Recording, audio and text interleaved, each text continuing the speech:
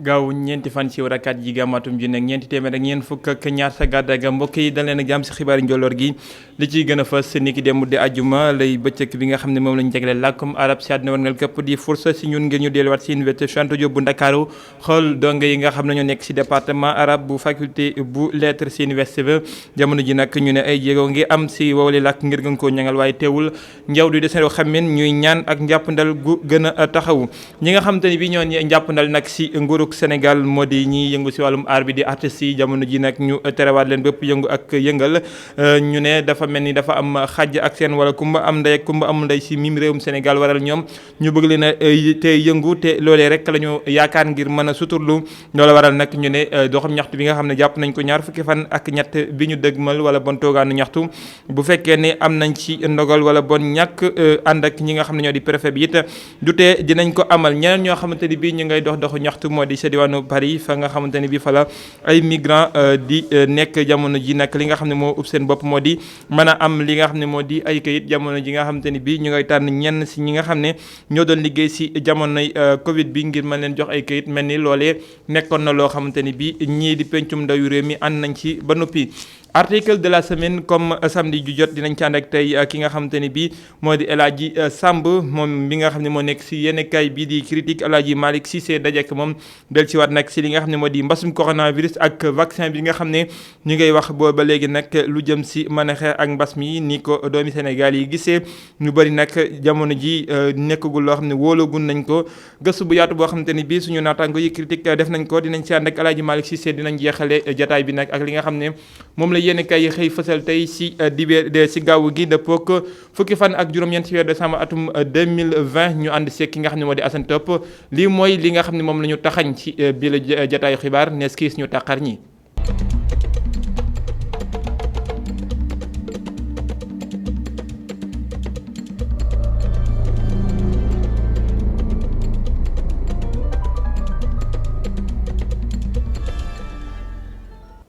bëccëg bi ñu jagleel làkkub arab si àdduna warngal gàpp ni ki démb lañ ko doon daal di amal si àdduna bi nag réewum Sénégal di fursa si ñun ñu delluwaat ci daara ju kawe ja université Cheikh Anta Diop bu Ndakaaru xool ndongo yi nga xam ne jamono ji nag ñooy jàng làkk boobee si boobule daara si département arabe bi nekk si faculté des lettres ak sciences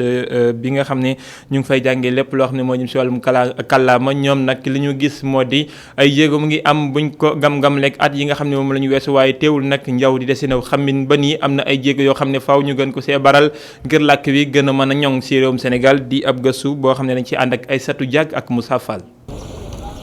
sëñ bii di Dame Ndiaye moom kontaan na lool ci bés bi ñu jagleel langue arabe bi ba tax na tey ñu ngi taseeg moom fii ci université Cheikh Anta Diop mu ni xamal li ko ci dugal. waaw en fait man d'abord daara laa njëkk a def daara laa jiite daara kokki fa laa mokkale alquran ma mokkale alquran comme daara ji am na école arabe. ma dugg ci école bi ba yàlla def ma am sama bac en 2016 si lañ ma orienté département arabe ma continuer sama jàng foofu ba léegi di fa def sama formation ren laay def sama licence foofu noonu. langue bi nag daanaka jox neen ko gëddu ute lool ak at yu ñu génn loolee di gis-gisu daam te it nag di xalaat ni war na leen ubbi yeneen buntu ngir ñu mën caa am liggéey. par rapport ak année yu mujj yi ak ni mu meloon ci gannaaw am na avancement tuuti ndax bu njëkk ci année yi ci gannaaw maanaam bac arabe bi nekkuloon bac public boo xamante ni bac bi état bi da koy reconnaître ñëpp mën koo def nga xam ne diplôme d'état lay doon amuloon bu njëkk kon bu ñu xoolee ci côté boobu am na avancement bu ci jot a am mais des na lu bari loo xamante ni ci wàllu valorisation bi ngay wax des na parce que problème yu bari yu arabophone yu arabisants yi di am mooy bu ñu jàngee ba pare yenn formation la ñuy def bu ñu amee seen diplôme ba mën a ñu mën leen a intégrer ñu mën a liggéey comme seen yeneen morom yi nga xamante ne ñoom am yeneen diplôme yi par exemple tey boo amee sa licence wala nga am sa master ci arabe daanaka mënoo def dara lu dul jàngale FASTEF nga mën a def wala nga def concours CREM pour jàngale nekk jàngalekat. étudiant bi xalaat ni filière yëpp a yam moom nag di ñu xamal ni rek waroon nañoo gën a jox gëdd bile langue muy langue arabe. non langue bi moom pour wax la dëgg moom kenn valorise ko fii moom tellement kenn valorise ko fii waaw ñàkkal nañ ko fayda genn ñàkkal fayda goo xam ne daal moom mooy loolu daal te foog naa arabe daanaka moo yeneen langue yi rek ñoo boo ko yem quoi. mën naa ci am liggéey mënul soo ñàkk parce que d'habitude lu nekk day dépendre ci sunu borom waaw parce que mën naa si pare du ma am liggéey waaw. étudiant département arabe bii ci université Cheikh Anta Diop daanaka kontaan neen ci bés bi ñu jagleel bi la langue ba tax na ñoom nag ñu ngi ñaan ñu gën a jox gëdd li nga xamante ne mooy langue arabe bi te it di ñaan yeneen débouché maanaam yeneen liggéey yoo xamante ne buñ amee seeni diplôme dinañ ko mën a def. Aïssatou Diack niki démb it di bëccëg bi ñu jagleel ñi nga xam ñoo di way dawa làqu yi réewum Sénégal kuréel gi nga xam ne si la ñu boote ngir seen nekkin gën a ñoŋ di REMIDEV taxaw nañ temm nag ngir sàmm ak yelleef fëpp yooyu lay daw làqu rawatina ñi nga xam ne ñoo di soxna yi ak ñi nga xamante ni bii ñoo di daw làqu yi si wàllum liggéey ñu mën see jotandi ba mën a suturlawu ñu ànd ceeg Awa Thiaw ak Seydina Mbaye ñi fekk woon seen ndaje loolee. Gouvernance de la migration, migration irrégulière, mobilisation des OSC pour une migration sûre, respectueuse des droits humains mooy thème bi ñu jàpp ngir fàttaliku journée internationale des migrants mu doon ab occasion ngir waxtaanee li jëm ci jafe-jafe yi ñuy gis ci migration bi waaye it taxawal li nga xam ne mooy droit humain yu migrants yi. ñëpp xam nañ ne texte yi yoo xam ne mooy convention internationale des droits de l'homme reconnaître na migration charte africaine des droits de l'homme et des peuples reconnaître na migration suñu constitution bi sax Sénégal reconnaître na migration charte protocole CEDEAO bi sur mobilité urbaine reconnaître na migration donc migration àq la ak yelleef la doomu aadama mais lu ñuy questionné mooy conditions yi nit ñi di tukkee moom mooy indi problème souvent parce que ñëpp xam nañ ni jeunes yi souvent boo gisee ñuy dem parce que dañuy am ay jafe-jafe pour am visa da ngay gis koo xam ne jàng na ba yey këyit mais pour mu tukki ci conditions yu wóor day kii parce que bu demee ambassade pour dem jàngi Europe da ngay gis ne que conditions yi ñu koy teg day métti lool pour mu attan ko. directeur d'Action Aide muy wax ni jigéen migrant dañoo war a bénéficier wu ñoom tamit ci soutien à la résilience. beneen bi mooy tamit dañuy ñaax population et pour état bi politique migratoire ñi maanaam mu nekk centré à l'humain maanaam fexe ba nit ki mu nekk ci xolu politique migratoire yi su ko defee maanaam lépp loo xamante ne àq ak yelleef nañ ko respecté waaye lépp loo xamante ne tamit wàllu fekk ñoŋal dundoom pour mu des réewam mu liggéey naat loolu lépp dañ koy kii waaye beneen bi tamit mooy fexe ba créer condition économique pour que bu waree jot ci maanaam bu fekkee ku jigéen la war a bëgg a faju mu faju bu fekkee dafa war a jàng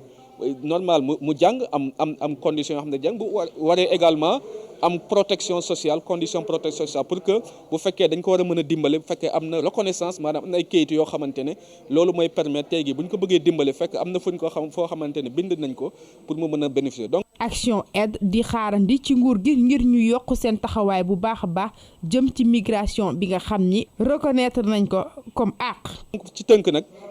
dañuy wax ne lii occasion la pour ñaax suñu état yi ñaax aussi acteurs yi pour que ñi joxante loxo parce que mbirum migration comme ni ñu ko waxee du problème migration àq la ak yelleef la il faut que ñi xamee ko noonu ba pare liggéey am ay politique yu wóor yoo xamante ne dañuy jàppale nit ñi même ñi nekk ci jafe-jafe fexe ba bu ñuy tëgg politique bu ñuy tëgg projet bu ñuy tëgg programme ñi jël en compte seen àq ak seen yelleef. ngir fàttaliku journée internationale des migrants réseau migratoire développement REMIDEV ak ay partenaires am di wax ni taxaw nañu temm ngir ñu amal li nga xam ni mooy droit des migrants droit yu jigéen ñi am ñoom tamit waaye tamit ñu taxawal ak yelleefu liggéeykatu migrants yi rawatina seeni ay famille. Awa Diaw ñu def ak tolluwaay ci xayma mbasum coronavirus ci réewum Sénégal ci diwéer yi dëppook fukki fan ak juróom-ñeent ci weeru décembre point du jour bi maanaam xayma bis bi ci junni ak juróom-ñetti téeméer ak fukk ak juróom-ñeenti test yi nga xam ne def nañu ko téeméer ak fukk ak benn ñoo ci am yees mbasum coronavirus ñeenti doomi aadama ñàkk seen bakkan niki démb ci téeméer ak fukk ak benn yooyee ñeent fukk ak ñett ñoo xam ne xam nañ fi ñu jële jàngoro ji amul ku ko jëlee biti réew ak juróom benn fukk ñoo xam ne ak juróom-ñett ñoo xamante ne bi xamuñ ñan ñoo leen wàll ñeent fukk ak ñeent ñooy jarag yi maanaam ñi nga xam ne wér nañu ci ñaar fukk ak juróom ñoo xam ne jamono ji jàngoro ji lottal na leen ba ñu leen di yóbbu Sowétas kon lu toll ci juróom-ñetti téeméer ak fukk ak juróom ñooy ñi nga xamante ni bii ñooy faju te mbasum coronavirus moo leen tëral ci moom leen mbas ngir jëm xeex ak moom ngir mu dugg ci réew mi jaaree ko ci li nga xam ne moo di frontières yi ñi taxawu yooyu les frontières di commission nationale gestion des frontières am nañu njàpp ndalëpp ñi nga xamante ni bii ñoo di waa Allemagne ci lu toll ci fanweer ak juróom-ñetti millions suñu koppar di xayma ay jumtuwaay yoo xam ne moom lañ leen jox si wàllum faju ba ñu mën a fegu si mbasum coronavirus waaye nag dafa jaare si li nga xam ne moo di GIZ di coopération boobu nga xam ne waa Allemagne ñoo koy taxawee di am ndaje loo xam ne doon nañ ko daloo ñu ànd ceeg Adama Sarr ak Moustapha Guèye. commission buy saytu lépp lu jëm ci wàlluk frontière yu Sénégal daal di nañ sóobu ci xeex bi ñuy xeex mbas mi di Covid-19 kuréel gi nag daal di na jot ay jumtukaay yu am solo ci ndimbaluk réewum Allemagne. GIZ benn agence su Allemagne la boo xam ne day dimbali commission nationale gestion des frontières moo nga xam ne maa koy jiite si nu ñuy régler sunu problème yu nu mun am si sunu frontière ak dëkk yu nu wër te nag ak pandémie bi da ñëw pour jàppale ñu. mais ñu kit yi ngeen gis pour ñu mun ko jox ci distribuer ci case yooyu ñu tabax xam ngeen ne commission bi depuis ñaari at léegi pour régler yenn problème yu am ci frontières yi diggante villageois yu fa dëkk dañ fa tabax ay case pour nit ñi mën a am fu ñuy waxtaanee pour régler seen problème yi pour wàññi xuloo ak yooyu léegi nag ak pandémie bi bëgguñu case yooyu nekk foo xam ne virus bi dafa ñëw di falaw di dem. njeexintal bi nga xamee ne bile mbas am na ko ci lëkkaloo bi dox ci diggante réewum Sénégal ak réewum Allemagne. daal dina am solo lool loolu la sax tax na bu ay activités yu bari yu ñu naroon amal ci at mi daal dinañ ko rek ajandi. Cependant, la mise en œuvre des activités bilatérales. lëkkaloo bi dox ci diggante réewum Sénégal ak réewum Allemagne jëm nag ci anam yi saytoo li nga xam ne moo di frontière yu Sénégal yi nekk na loo xamee ne nag mbas mi indi na si yàqute yu bari. looloo waral nag jamono ji faw rek ñu sukkandiku ci wàlluk sensibilisation bi jëm nag ci li nga xam ne moo di ñu dëkk ci wàlluk frontières yi. loolu la sax kuréel gii di CNGF am na ci taxawaay bu am solo. depuis quelques mois. ci jamono ji nag li nga xamee ne moom moo di ñaax askan wi ngir ñu moytu bile feebar nekk na lu am solo looloo waral nag lu toll ci 1 million ak juróom-ñett ñu daal di ko dugal ci li ni mel. Alors au cours de notre coopération. ci lëkkaloo bi ñu amal jamono yi ci ñaari dëkk yi gis nañ ni am na ab rataxal bi nga xam ni moo ci am waaye ñu seetlu ni ci jamono coronavirus bi ñu nekk moo tax bu weesoo jamono yi ci njaaxare gi ñu nekk ndax Covid bi tamit dina am ab taxawaay bu rëy boo xam ne dina ko amal. fi ñu toll nii nag valeur bi nga xam ne don bi moom la amal mu ngi toll 38 millions de francs CFA. Coopération. On arrive à un montant global de 38 millions. ci atum 2018 commission bi saytu suñu frontières yi daal dina taxawal ay bërëb yoo xamee ne la ko tax a jóg nag moo di fexe boo rataxal suñu digganteeg réew yi ñu wër su ko defee nag li nga xamee ne moom moo di mbiruk citoyen ñu gën koo mën a saytu. ñi yëngu si wàllum art bi di artistes yeeg ñiy def culture ñoom mer ba fut la ñu def si mesures yi nga xam ne jëriñ jor wala mbir jël na ko tëjandi yenn bërëb bu yëngukaay yi jamono ji nag dañoo jàpp ne seen doxalin woowee dafa nuru kumba am ndey ak kumba amul ndey mel ni dañ leen ni gàntal lenn li ba pare ñeneen di ko def ñoom sax gis nañ ne gouvernement bi si boppam ñu ngay amal ay xumbeel waral nag ñu ne toogaanu ñaxtu bi nga xam ne jàpp nañu ko ñaar fukki fan ak ñett si weeru décembre bi ñu dëkkmal bu fekkee ne am nañu daal di préfet jox leen autorisation wala mu ñàkk leen koo joxe du tee dinañ def boobule toogaanu ñaxtu ñu diglu si leerlu Ngoné Ndour mi nga xam ne mooy PCA bu SODAV bokk si googule kuréel di ëmb ñi nga xam ne ñoo yëngu si wàllum artistes yi ñu teewlu ay kàddoom si micro Mame Astou Kane ak Cheikh Diop. Ñun ce qu'on a constaté c'est-à-dire on s'est rendu compte que ñun amuñu tekkiwuñu dara ci réew mi quoi ñun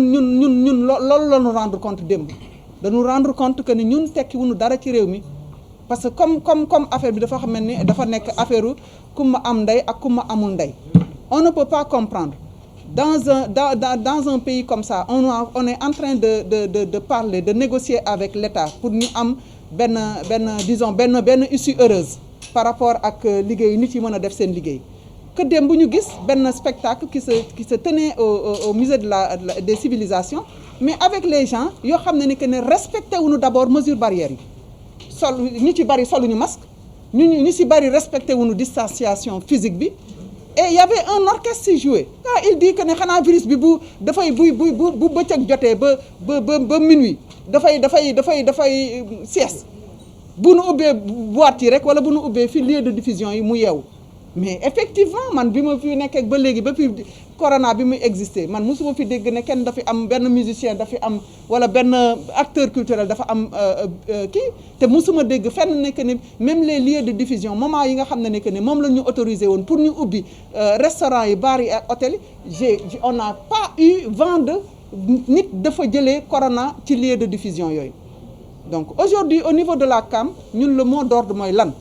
mot d'ordre bi moom mooy que ne sunu sitting da nga koy def le mercredi 23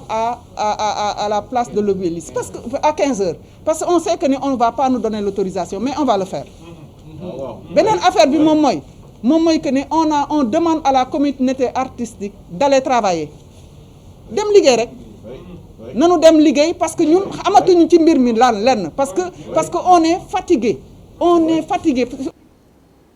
ñu wax ci leneen wutali diwaanu Touba foofe nag ñi nga xam ne ñoo jiite mairie ba maanaam communauté rurale ba wala bon ñi nga xam ne ñoo di waa commune ba amal nañu seen wotu budget atum mi nga xam ne moom la ñu dëkk mal di atum 2021 toll na ci ñeenti milliards ak juróom-ñeenti téeméeri millions loolu nag nekk na ak wàññeeku bu ñu sukkandikoo ci Abdou Lahad Ka waaye teewul mu ne xal seen na ñu mën a amal seen liggéey comme ni nga xam ne noonu lañu koo xalaatee teewul nag ñuy xaar njàppandal waa PACASEN yi nga xam ne nee na ñu ngi leen doon taxawu ba nii Abdou Lahad Ka nee na lu toll ci ñetti téeméer ak juróom fukki millions jàppale nañ ko waa OFOR ak waa Maaw Rahmati ngir ndox mu sell te wasaaroo see dëkk bu sell ba di Touba ñu fekk fa Gora Ndack Lo ak Thierno Faye. ñu daje ci session conseil municipal bu Touba voté budget commune bi lee mu nar a liggéey ci atum 2021 ñu xayma ko ci lu toll ci ñeenti milliards yu tegal juróom-ñeenti téeméeri millions ci suñuy koppar loolee di budget bu wàññeeku bu ñu sukkandikoo ci Abdou Lahad Ka mi xamle ni daañu mën a collecter fonds yi lee ci ndimbalu PACASEN. am na tuuti bees ci par rapport ak budget yi ñu daan watee am nañ yaakaar ci ne lool danañ atteindre suñu objectif cette fois-ci ci at mi ndax dafa am benn appui bu am solo boo xam ne dañu ko seenu te intégré ko ci li ci ëpp ñëw na mooy PACASEN bi ci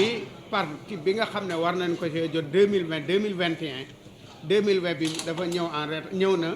2021 bi ñu ngi koy seenu bu ñu ko boolee ak li nga xam ne par rapport ak ñaari at yi moom la ñuy recouvrer yaakaar nañ ne dañu atteindre suñu objectif danañu am lu toll ni li ñu wate ci bis bi ci lu dul yenn jafe-jafe.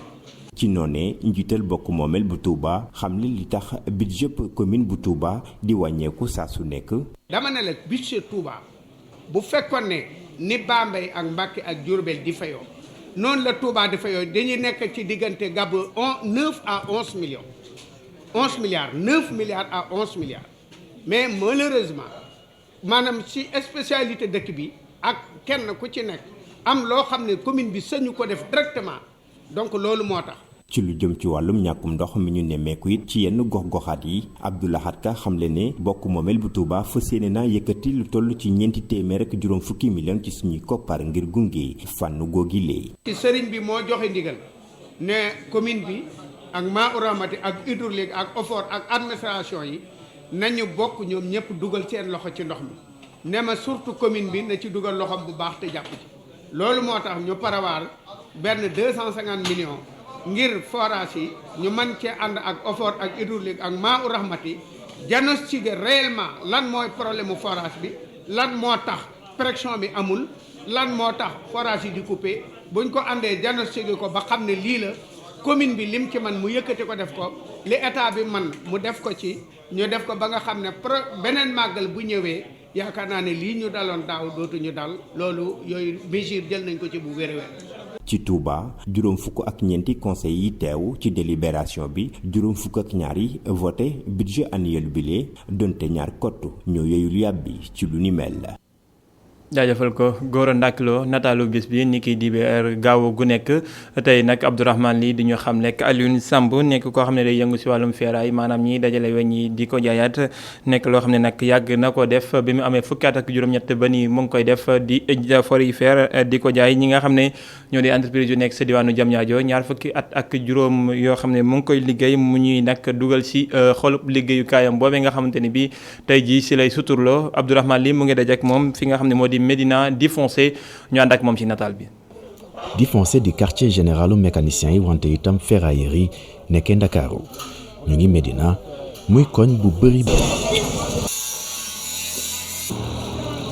koñ boo nga xamante ni fa la Alioune Samb di liggéeyee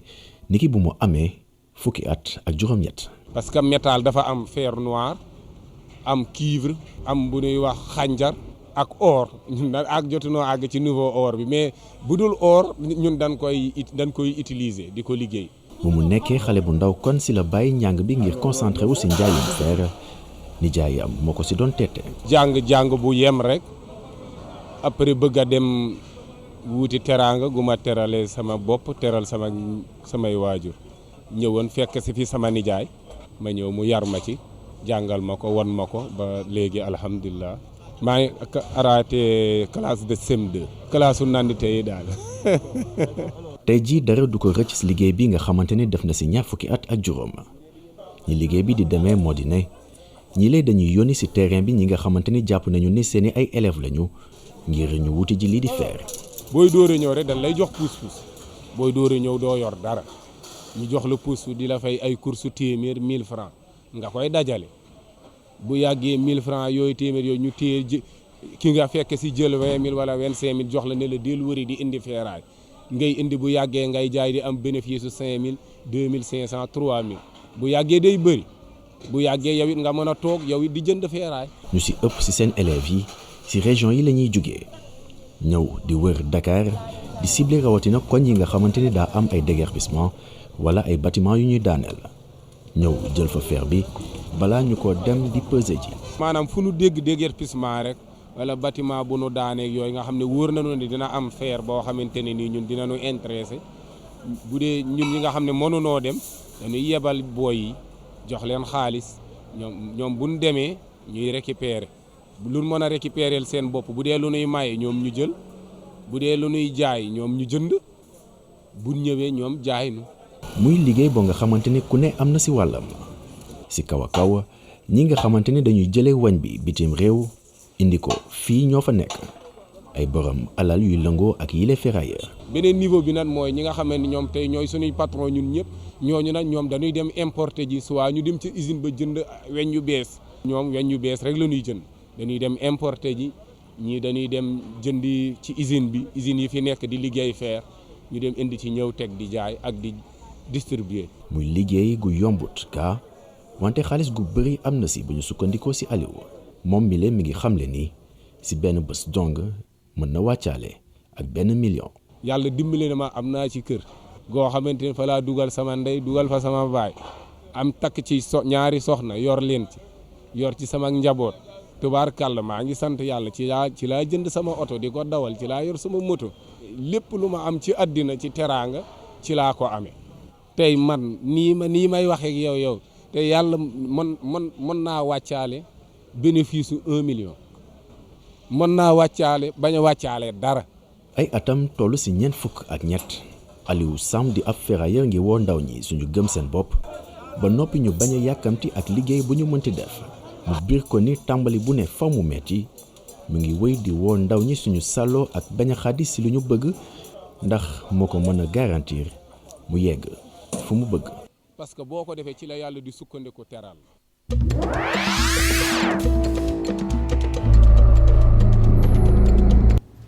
xibaar yi biti réew dañ koy dooree tugal Paris foofee nag ñi nga xamante ni bii ñoo fa nekk jógee di ay daw làq wala bon ñoo xam ne ñu ngi fay nekk te amuñu li nga xam ne moo di këyit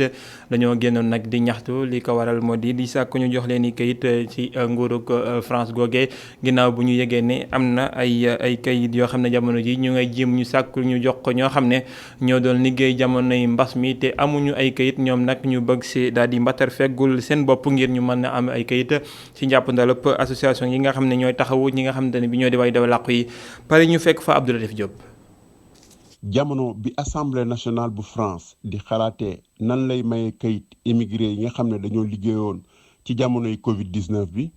yeneen immigré sans papier yu nekk France ñoom kat joxe nañ daje ci place Opéra ci Paris ànd kook ay association di doxum ñaxtu pour réclamer gouvernement français ñoom itam daal di leen régulariser massivement ndax condition yu metti yi ñu nekkee andi ci ak yenn association ak yenn ONG yi ñoom kat dox nañ ci biir Paris pour wane seen njàqare ak seen ñaxtu que ne ñoom soxla nañ ay këyit pour mën a nekk fii ci France pour mën a liggéey français yu bëri sax ànd nañ ceeg ñoom di leen jàppale wan leen seen solidarité pour que conditions yu difficile yi nga xam ne immigré yi nekkee nañ ko biir France mu soppeeku ndax suñ amee këyit mën a liggéey bari na sax ay étudiants yoo xam ne ni bokk nañ ci marche bi ñu doon ay téeméer maanaam ay junni sax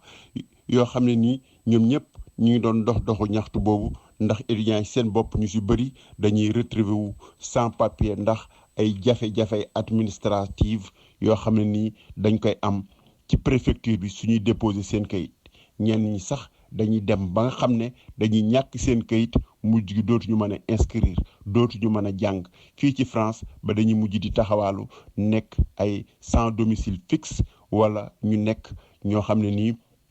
dañ leen di wooye ay sans papier loolu nag tax na ba ñoom ñëpp ñu dajaloo marche bu metti marche bu bëri nit lool pour wan gouvernement français bi ni ñoom kat kontaan nañu te fii ay semaine su fekkente ne seen doxul ñaxtu bii kenn indiwu ci saafara ñoom kat nee nañ danañ defaat beneen bu ni mel wako wala bu ko gën a yées. ñu jógee tugal ñëw si Afrique wutali fi nga xam ne moo di Mali ñoom it dem nañu si li nga xam te ne bi moo di état d'urgence boo xam ne adopté nañ ko si ajuma ji ni ki démb dëppoo fukki fan ak juróom-ñett si weeru décembre ngir daal di amal fukki fan yoo xam ne dañ koy daal di saytu askan wa muy mboolem bërëb yoo xam ne nag bërëb yu mbooloo doon daje la moo xam mu aju si ngóor gi wala privé bi ñoom ñëpp nag dinañ ko tëj ba fukki fan si weeru janvier bar yeeg restaurant yi tamit nag noonu dinañu tëj ba fukki fan ak ñeent si weeru janvier bi lu ko dalee si gaawu gi buñ sukkandikoo si mesures yu yees yi nga xam ne moo jëm si wàllum saytu mbasum coronavirus te mu jóge si gouvernement bu Mali dañu mel ni nag mbasum mi dafa jébbiwaat ndaxte ñu ngay gis nag bu ñuy xayma daanaka cas yi ñuy am bi weeru décembre teroo ba léegi daanaka lu mu néew bëccëg bu jot dinañ ci am téeméer ak juróom fukki cas ñu wutali diwaanu Guinée Bissau foofe it ñi nga xamante ne bii ñoo yëngu si wàllum yoon ak yoonal dañoo daal di teg si ndoddal ki nga xam ne moo fa nekkoon premier ministre di Domingos Samos Pereira ab mandat d'arrêt ginnaaw boo xamante ne bi nag dañoo jàpp ne ay koppar yoo xam ne mu ngi jógee woon si waa FMI dafa daal di naax saay gisuñu ko ab communiqué boo xam ne fësal nañ ko si ajuma ji nag te xamuñu ban xeetu sart la ñuy teg si kawam moom mi nga xam ne moo jiite parti bi nga xamante ne bi moo di parti africain pour l'indépendance ci diwaanu Guinée ak fi nga xam ne moo di Cap-Vert di PCA yi ñu dem fi nga xamante ne bi moo di Somalie foofee nag ab cong amatina fa ci ñi nga xam ne moo di haut commandant ba ñi nga xamante ne bi moo di lu toll ci juróom-benni doomi aadama ak ñetti au gradé maanaam ñoo xam ne am nañu ndomba tànk yu kawe foofee nag ñoo faatu ci boobule cong nga xam ne nee nañu waa Sebab waa Al-Shabaab di ñi nga xam ne ay terroristes lañ ñoo ko def ci ajuma ji loole nag ñu ngi ko defee ci fi nga xam ne moo janoog stade bi nga xamante ni bi tey jii doon nañ fa xaar jëwriñ ju njëkk ji di Rob Mohamed Hussein di communiqué boo xam ne mu ngi tukkee ci waa police.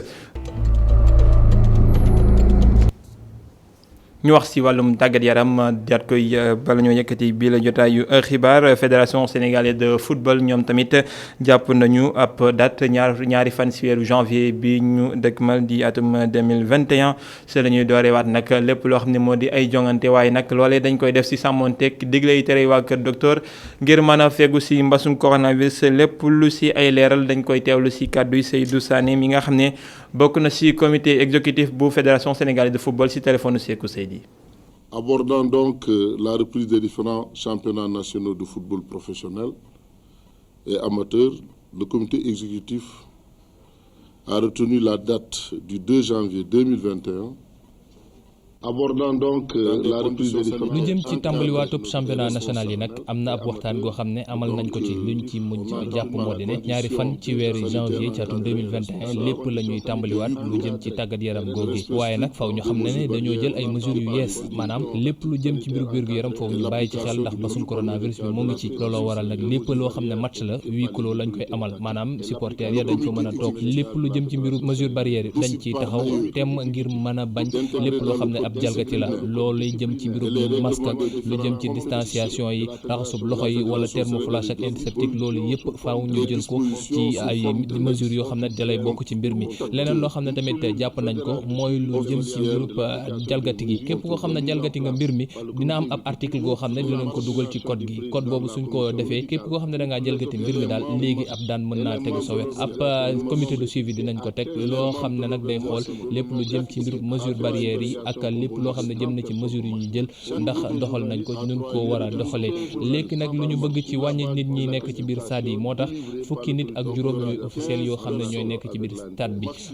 fanweeri nit ñooy nekk ñoo xam ne ñooy nekk ànd ak équipe bi maanaam équipe bi suy ñëw fanweeri nit képp lay andi ñu nekk ci journaliste yi ak taskatu xibaar yi nag ñoom faw ñu jàpp ne fukki nit kese la ñuy jox ñoo xam ne dinañ ñëw te loolu ab accréditation la ñu war a am accréditation boobee nag dañ ciy waxtaan ba noppi ak njiiti waa ANPS. De l'accréditation délivrée par l'autorité organisatrice en relation avec l'ANPS. Il est autorisé aux clubs qui le souhaitent de jouer leur match au stade Mamadou Salif Ndiaye et Ibrahima Ndiaye Chita de Toubab Dialaw pour le meilleur respect du protocole sanitaire. jaajëfal Assane Fall Cheikh Assane Fall mi nga xam ne moo doon tekki kàddu yooyu si kàllaamay wolof jaajëfal fédération sénégalaise de football si njàpp na lépp yooyu la image ñu wax si leneen li nga xam ne moo di vaccin bi ñu xeexee mbasum coronavirus dikkam si réewum Sénégal ak kumpa képp kolal loolee moo nekkoon si xët wu njëkkub yéenekaay bii di critique si ayu bis yi ñu génn ki nga xam ne nag moo di suñu naataango bi El Hadji Samba Thiam mi nga xam ne mooy directeur bu rédaction bu journal boobee nag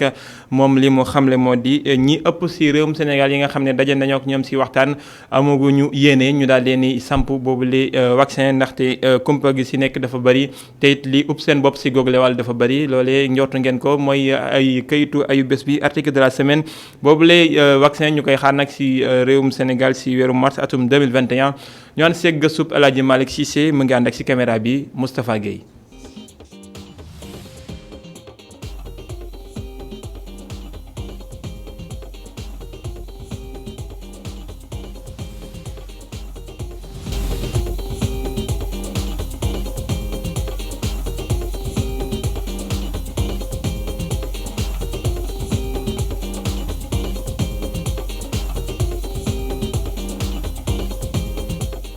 vaccin bi jëm ci Covid-19 am ñu ci am yaakaar waaye teewul am na tamit ñu ci am ñàqare yéenekaay bi di critique samplaaj jëm ci boble piqûre.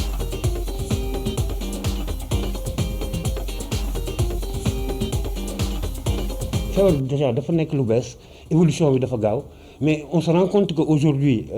États-Unis def nañ seen premier vaccin Europe ñu ngi dugg ci vaccin yi dans une semaine dans la semaine à venir ñun on se projette pour mi 2021 quoi voilà mi 2021 maintenant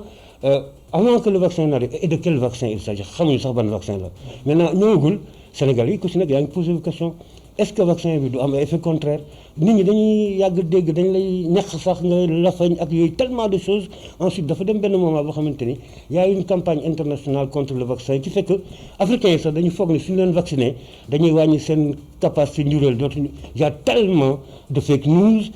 de complot autour du vaccin qui fait que aujourd'hui il faut nous sensibiliser les populations dans toutes les langues nationales. Et même que pour le vaccin, et je le disais un peu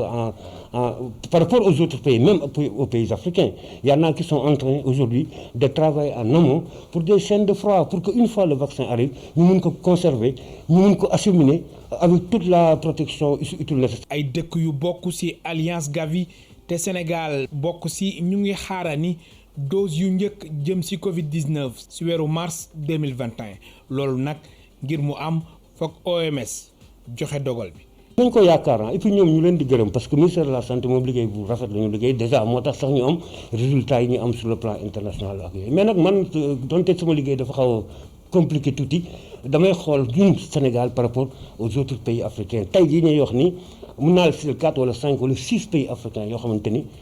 xam nañu ban nombre de doses de vaccin la ñu commandé nga xam ne su ñëwee ci initiative COVAX bi OMS da leen di jox tel nombre de doses. mais ñun Sénégal c'est la réalité lii dëgg mooy ba tey jii nii non seulement xamuñu ban vaccin la ñu tànn mais xamuñu ban nombre suffisant de doses la ñu soxla pour la population ce qui fait que donc inquiétude la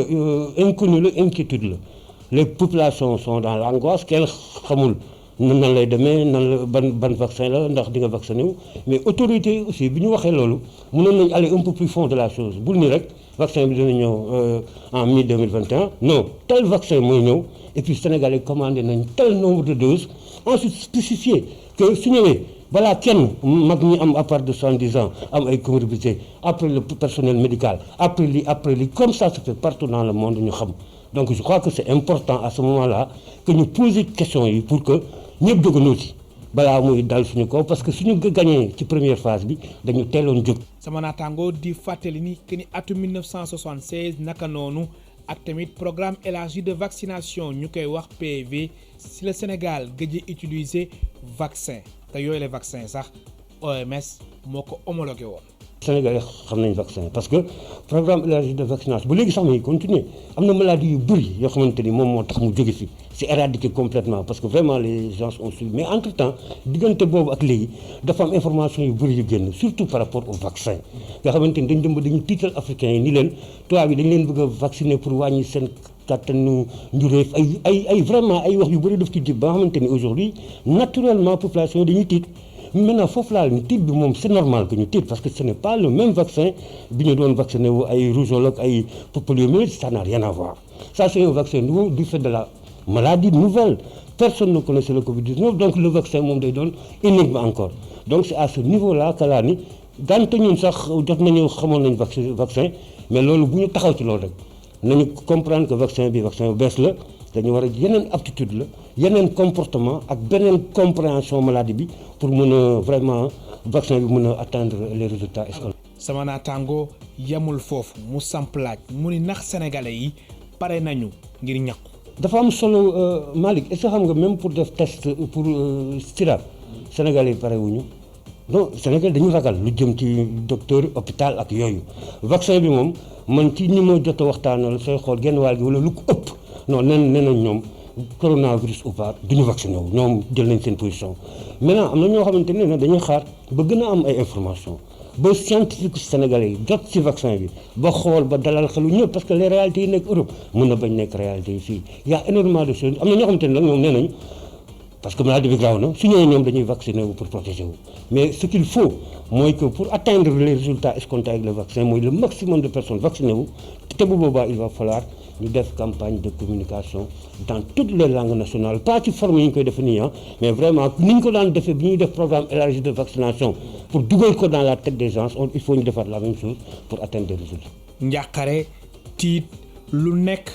gis nañ ko fi jamono ji sénégalais yu bëri di xaar fan la wànnante di mujjee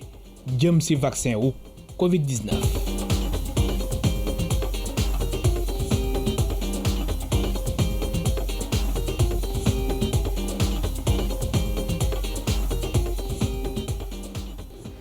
jaajëfal ko Alaaji Malick Cissé jotaay bi mujj si bii la jotaay xibaar li yenn kay xëy fasal tey ñu ànd seeg Alaaji Assane Top.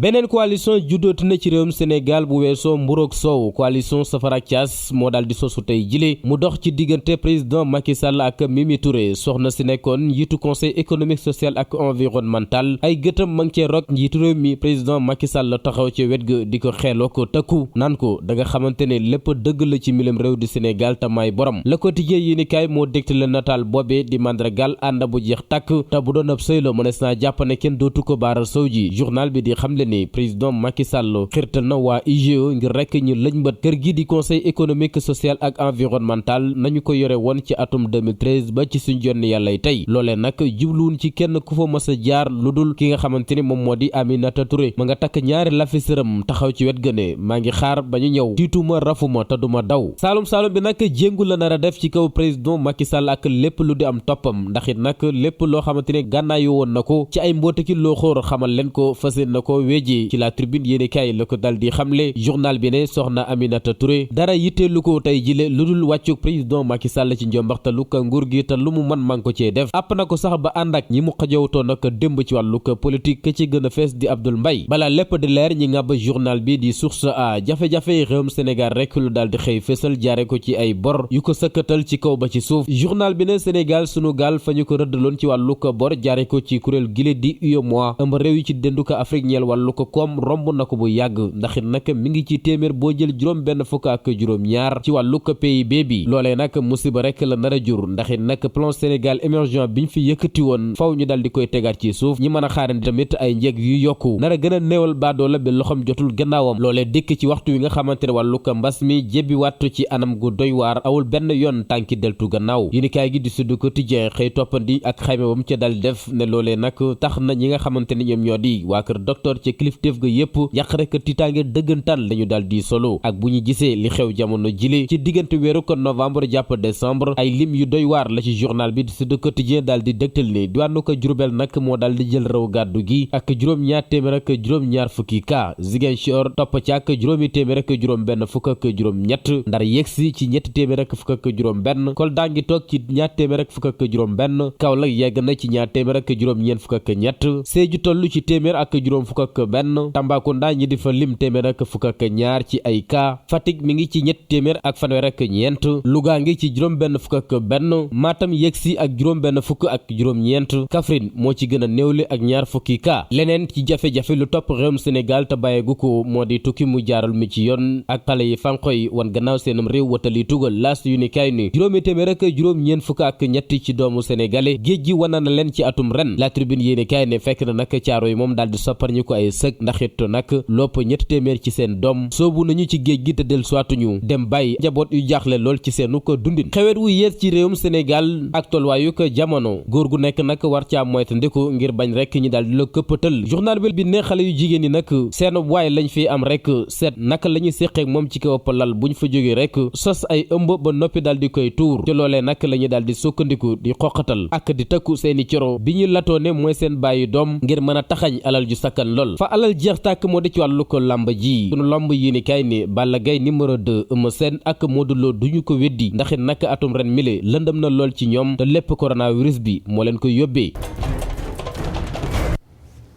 Santop di ko jaajëfal leen mbokk yi ci teewlu bi jaajëfal équipe technique bi ci réalisation bi ak njàppandalup ki nga xam ne moo di Omar Kane beneen jotaayu xibaar 18h45 lay doon maa ngi ci jox dig daje 19h45 ak Osama Monique Sagna ñu yendoog jàmm.